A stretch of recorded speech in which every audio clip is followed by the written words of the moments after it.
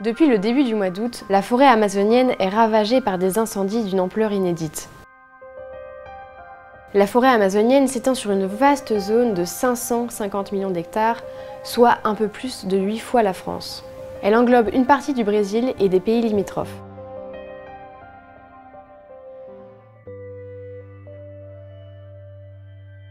Les feux en Amazonie, ils ont plusieurs causes. Il y a notamment le changement climatique, la sécheresse, mais ils sont surtout d'origine humaine. C'est donc des grands industriels, des paysans, des multinationales surtout, qui brûlent des parties entières, des parcelles entières de forêt pour nettoyer, c'est-à-dire pour faire place nette et pour en faire des terres dédiées à la culture, notamment du soja, ou alors dédiées à l'élevage bovin. Ces feux, ils ont aussi pour cause la déforestation. C'est une des causes principales. Au Brésil, il faut savoir que la déforestation, elle est 4 fois plus supérieure au mois de juillet 2019 qu'au mois de juillet 2018.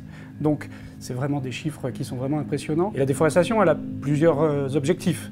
Donc d'abord, on enlève le bois dans le but de le vendre ensuite, d'en faire du bois de chauffage ou de la pâte à papier.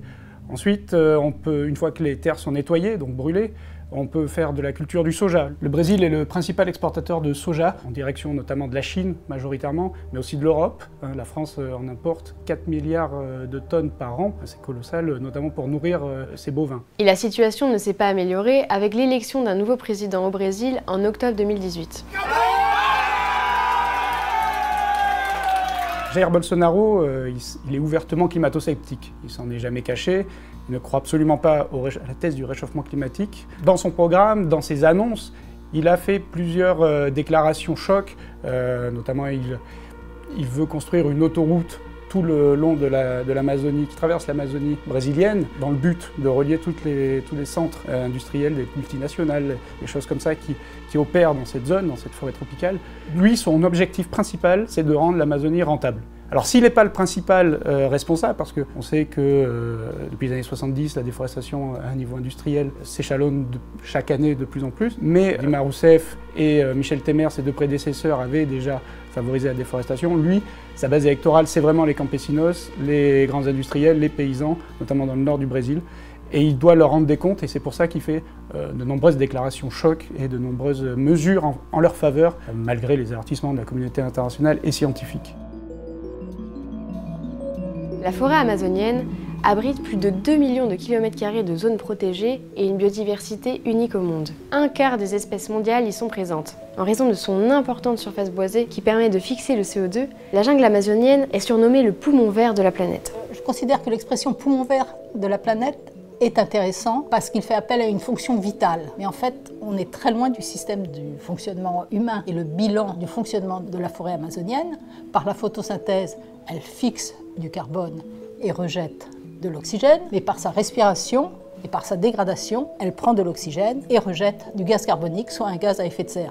Donc le bilan, théoriquement, est neutre. En fait, ce qui se passe, c'est si on détruit la forêt amazonienne, là, on va relâcher des milliards de tonnes de dioxyde de carbone dans l'atmosphère. Vraiment, il faut considérer le fonctionnement global de la forêt. Et ce fonctionnement, il est fondé sur des interactions, sur des niches écologiques, sur des échanges de nutriments entre les différentes espèces. Il faut bien voir qu'on est sur des échelles de temps différentes. La biomasse, une fois brûlée, elle se reconstitue à l'échelle de plusieurs dizaines d'années, parfois d'un siècle. Et c'est un processus quand même relativement rapide. Alors que la biodiversité, elle, retrouver la biodiversité initiale, c'est un processus extrêmement lent qui peut mettre plusieurs siècles. Il y a 148 terres indigènes qui sont menacées par le feu. Donc il y a une perte de savoir, une perte de pratique, une perte de possibilité de transmission de ces ensembles culturels extrêmement riches qui risquent de se produire. On est dans un engrenage de dégradation qui doit être stoppé, mais théoriquement, la forêt amazonienne, si ces dégradations se poursuivent, elle peut disparaître. Il y a déjà 785 000 km², soit près de 20% de sa surface, principalement concentrés sur sa bordure est et sud, qui ont été transformés en monoculture, en pâturage, en formation dégradée. Mais il y a une question extrêmement importante, c'est ce qu'on appelle celle du tipping point, c'est-à-dire, en d'autres termes, ce serait celle du non-retour. Jusqu'où peut-on déboiser, défricher, brûler la forêt amazonienne? Il a été estimé en 2015, les scientifiques brésiliens et nord-américains ont estimé que ce point de non-retour se situait à environ 40% de la surface forestière. Aujourd'hui, 4 ans plus tard, ces mêmes scientifiques estiment que le tipping point se situe à 20% de dégradation de la forêt amazonienne. 20%, on y est. L'Amazonie n'est pas la seule région touchée par les incendies. Chaque année, 13 millions d'hectares de forêts disparaissent dans le monde.